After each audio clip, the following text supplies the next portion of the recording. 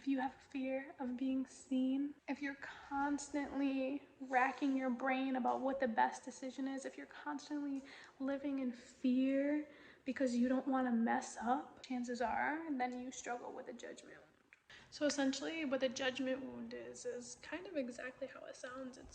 It's a deeply rooted fear, a deeply rooted memory and pain that you're storing surrounding judgment that you experienced growing up, criticism. So you could have had parents that were overly critical of you, siblings.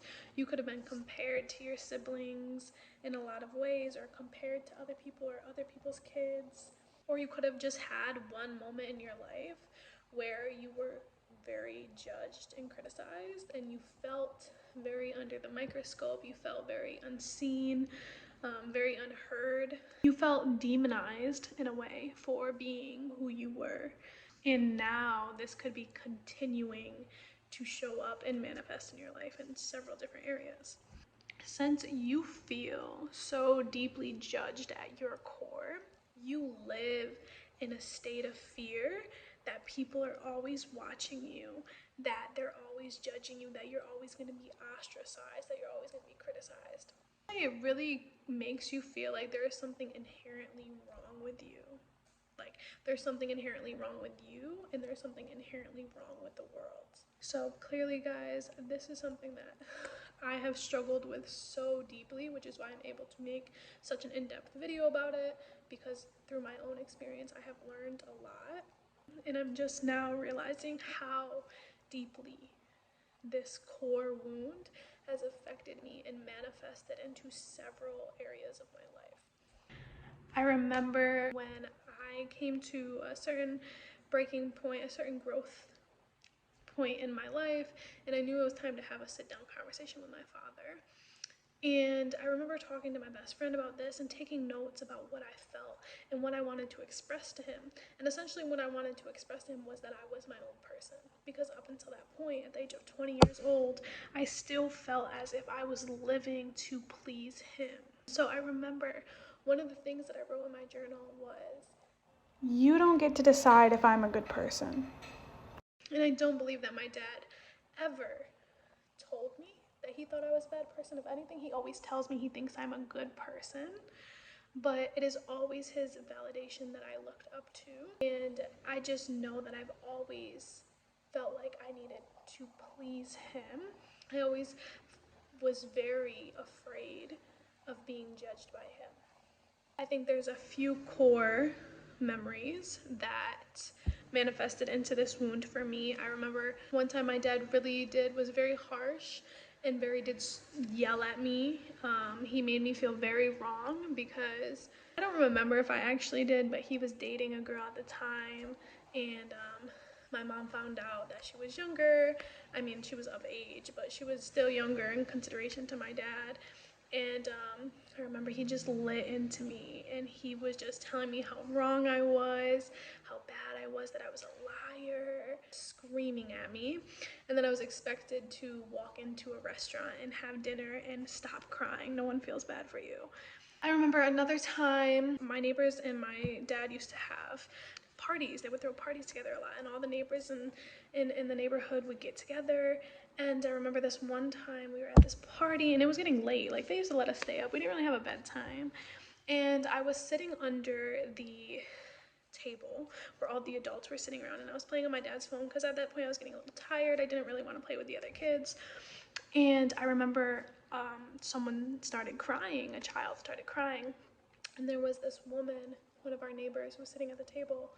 I remember her saying, "Yeah, Tom, that's probably your kid," and kind of like scoffed, and was very like in a very judgmental tone. And I remember him asking like, "Oh, who?" Zenon, which was my brother, who was honestly was a little bit more emotional than I was, like prone to crying and like things like that. And she goes, "No, Jada."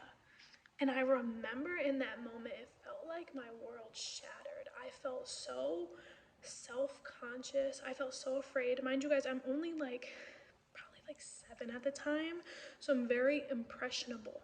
okay? And the fact that this woman thought this of me, the fact that this woman had so much resentment in her voice towards me, it bothered me. And I was under the table very uncomfortable for the rest of the day. And I remember when we went back, for the rest of the night. And when we went back inside, I remember my dad sitting me on the counter, and I asked him, I said, why did she say that? Or he couldn't give me an explanation that a 7-year-old girl needed in that moment to feel validated. I don't think he realized how deeply that affected me. So I just say that to tell you guys, those moments in my very younger years, that was the planting of this wound. Those were the seeds that were planted. And now I can look back and see all these other ways that it's manifested, which we'll talk about. If you have a judgment wound, you will feel something that I struggled with so much, and I've talked to my partner about this a lot, was when we would be out in public, I would constantly be looking over my shoulder, right? I do think I am a very observant person in terms of like safety, keeping my head on a swivel, things like that. But if we're being honest, the most deeply rooted reason why I keep my head on a swivel and why I'm always looking over my shoulder is because I constantly feel like there's eyes on me. And I always felt like someone was judging me, right? And it was just like this fear that I knew that I had, but I didn't understand why. If you have this judgment wound as well, you probably tend to always be nervous about what other people are thinking of you. Something I learned to try to do to teach myself over time was that instead of worrying about what other people are thinking of me, like if we're hanging out with a group of people, my mind would be going and I would be wondering, I'd be in a state of survival, and I would be questioning what these other people think about me. Do they like me?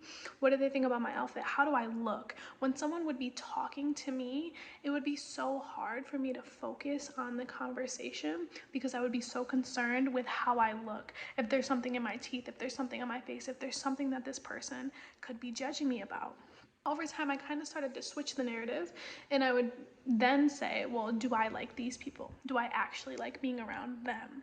And while asking yourself, do I actually like being around these people, is a valid question, when I switched the narrative and I said, okay, instead of worrying about them judging me, I'll worry about how I perceive and how I judge them, that still linked back to my judgment wound.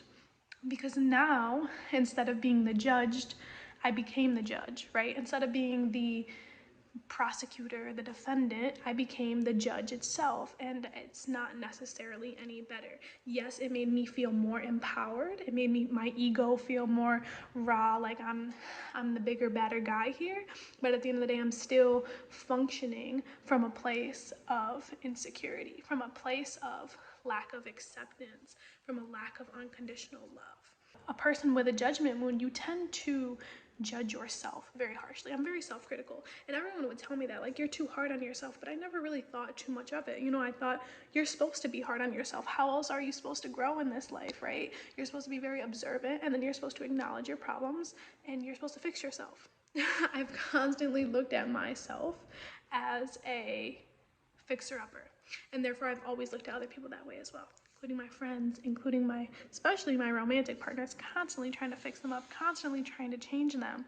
And it is just now that I'm realizing that it came from such a deep place of hurting, of wounding, And unfortunately, that woman who had such a negative perception of me, it was really just a reflection of her own judgment wound, right? Because imagine how judged you must feel at your core if you have it in you to judge a child like that. So I don't hold any resentment toward her, not so much toward my dad either, because you have to ask, how judged do you feel as a person to make someone else feel that way, especially someone who's not even self-actualized yet, especially a child that doesn't even genuinely get to make their own decisions yet. Moving forward, someone with this judgment wound, whether it's you or someone you know, they will constantly be criticizing and judging others for what they want to do, right? Whether it's getting plastic surgery, whether it's sleeping with a lot of people, spending money on certain things. These are all things that I used to judge people for, right? I used to have like certain judgments surrounding like, plastic surgery. And I would say like, it's just not for me, but I would never do it. There's an underlying tone of judgment there, right? Like, if you're not judging someone, you don't even feel the need to say that. Judging people for literally anything that has nothing to do with you, it's a reflection of your own judgment wound, right? And so one of the most encompassing and overwhelming ways that this judgment wound manifests is in the form of guilt. When I started my manifestation journey, something that I really struggled with was feeling deserving of things, right? And it wasn't necessarily that I didn't feel deserving, it's that I felt bad for even asking. So when I started my manifestation journey, oh, I want a lot of money, or I want this amazing life, and I want to do good for myself, the block that would come up for me would be the block of, who are you to even ask for this? Why are you asking for this? I felt wrong, right? Because if you have this judgment wound, you feel inherently wrong. At your core, you feel like something is inherently wrong with you. You will feel like you are a bad person, even if you have not committed any harmful or wrongful acts to anyone outside of yourself. So, right, this judgment wound, it can come up as guilt. You feel guilty for wanting to experience good things in life. And before I realized that I had this judgment wound, one of my affirmations would be, it is okay for me to experience good things in life. And obviously I didn't realize, like, whoa, this is because I have a core wound of judgment, but it's just something that I knew I needed to hear. When I say that to myself still to this day, it feels so good. It's so empowering. It fills a space in me that wasn't before filled. And it's just the acceptance, it's the acknowledgement, it's the recognition that you are a good person. You have now accepted a paradigm from someone else or several other people, several different manifestations of several different people in your life, that there is a strict black and white, right and wrong. So having this and feeling like you might always be wrong, you're always living like, am I doing something wrong? It takes a lot of fun out of things. So in high school, younger years of high school, I used to be so judgmental.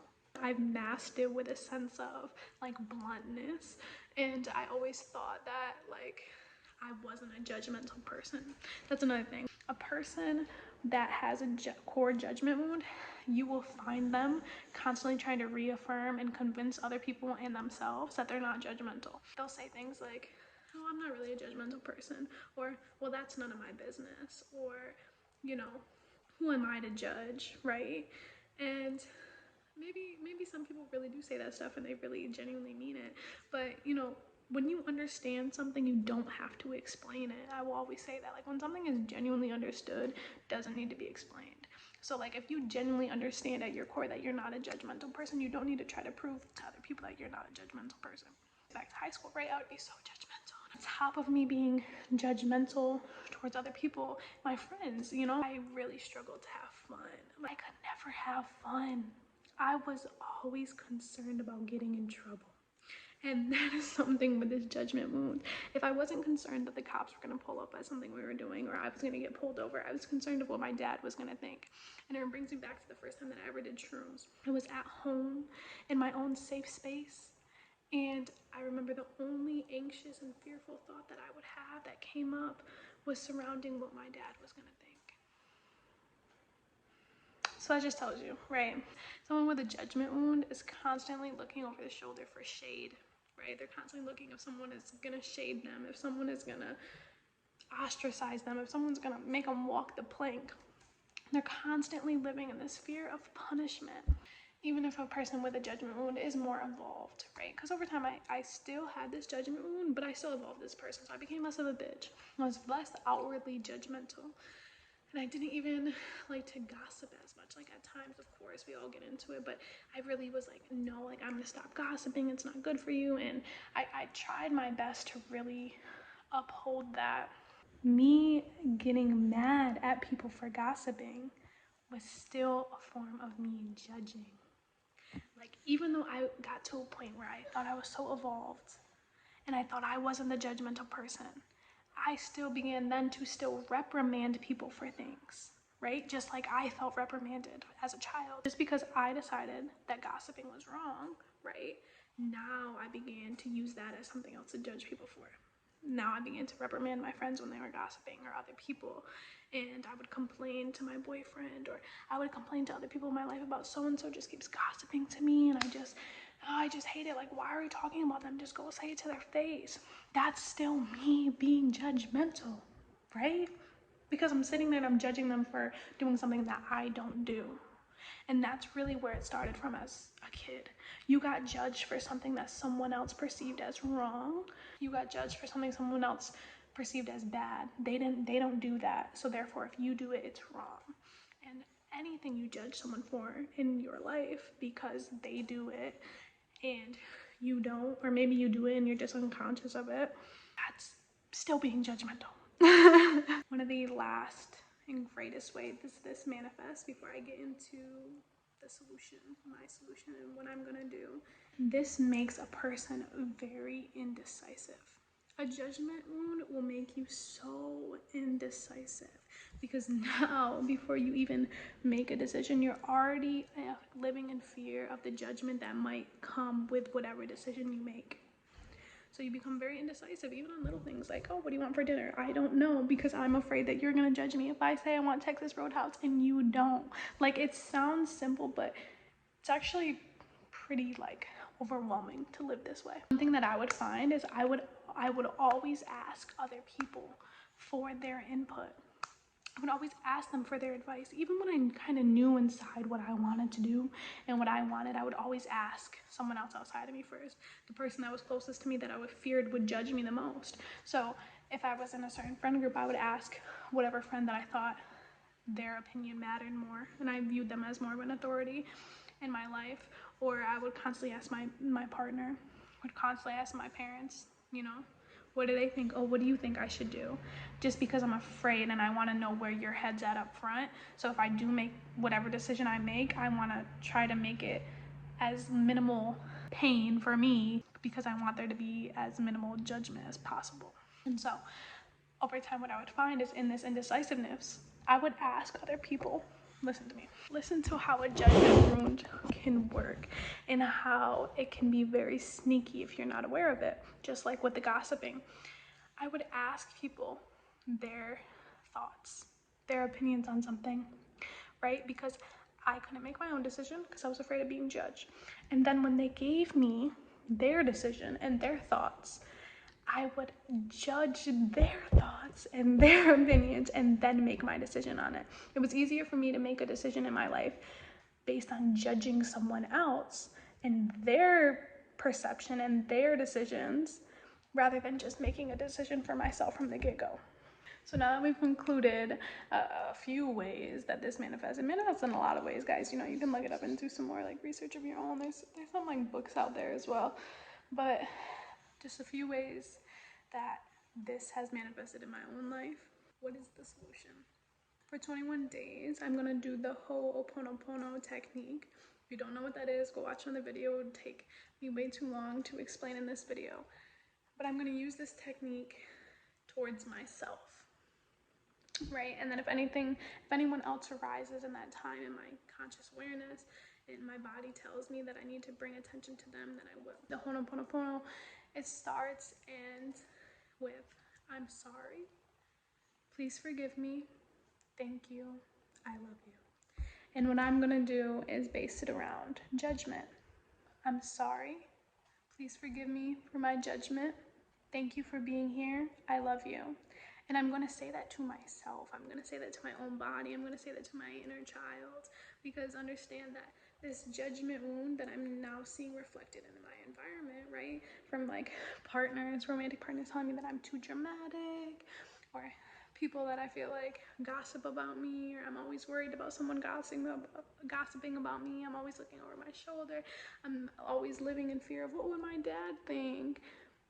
That's all a reflection of this wound inside of me. So I need to say these things to myself. I need to make myself feel accepted and seen and loved. That's what I'm gonna do. That's my solution. I would love for you guys, if you have experience with this wound as well, I would love for you to also take part in this and tell me how it works for you. I will be back with the update video. Well, I love you guys.